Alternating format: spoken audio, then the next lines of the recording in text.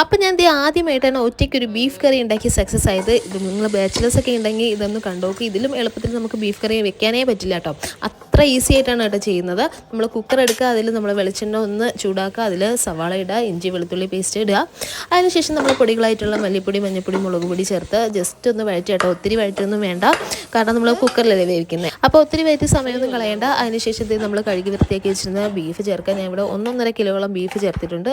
അത്യാവശ്യം നന്നായിട്ടൊന്ന് ഇളക്കി കൊടുത്തതിന് ശേഷം നമ്മളിതിലേക്ക് കുറച്ച് കുരുമുളക് പൊടിയും അതുപോലെ തന്നെ ടൊമാറ്റോയും പച്ചമുളകും പിന്നെ കറിവേപ്പിലേക്ക് ആഡ് ചെയ്ത് കൊടുക്കുക. ആവശ്യത്തിന് ഒരു പേരിന് വേണ്ടി മാത്രം വെള്ളം ചേർക്കുക കേട്ടോ. എന്നിട്ട് ഇത് നമ്മൾ കുക്കർ അടിച്ചൊരു 7 വിസിലോളം കേൾപ്പിച്ചെടുത്തിട്ടുണ്ട്. നന്നായിട്ട് വെന്ത് കിട്ടിയിട്ടുണ്ട് കേട്ടോ. അപ്പോൾ ഇതിൽ ലിഡ് തുറന്നപ്പോൾ അത്യാവശ്യം കുറച്ച് വെള്ളമായിട്ട് ഇരിപ്പുണ്ട്. ഇത് കണ്ടിട്ട് ടെൻഷൻ ആവേണ്ട ആവശ്യമില്ല. കുറച്ച് തിളക്കി തോറും ഇത് നന്നായിട്ട് കുറുകി വരും കേട്ടോ. എന്നിട്ട് നിങ്ങൾക്ക് അഡീഷണൽ പൊടികളൊക്കെ വേണമെന്നുണ്ടെങ്കിൽ ചേർത്ത് കൊടുക്കുക. പിന്നെ ഗരം മസാല ചേർത്ത് കൊടുക്കുക. ഒരു 1/2 ടേബിൾ സ്പൂണോളം ചേർത്താൽ മതി. ഇത് കറി ഇരിക്കുന്നതോറും കണ്ടോ തിളയ്ക്കും തോറും നന്നായിട്ട് തിക്കായി വരും.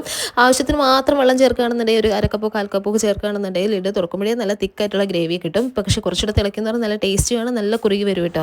അപ്പോൾ നല്ല ഈസി ആയിട്ടുള്ള അടിപൊളി ബീഫ് കറിയാണ്. ഇതിൽ എളുപ്പത്തിൽ നിങ്ങൾക്ക് ചെയ്യാനേ പറ്റില്ല കേട്ടോ എന്നാണ് എനിക്ക് തോന്നുന്നത്. എന്തായാലും കെട്ടിയിട്ട് നന്നായിട്ട് ഇഷ്ടമായി ട്രൈ ചെയ്ത് നോക്കട്ടോ.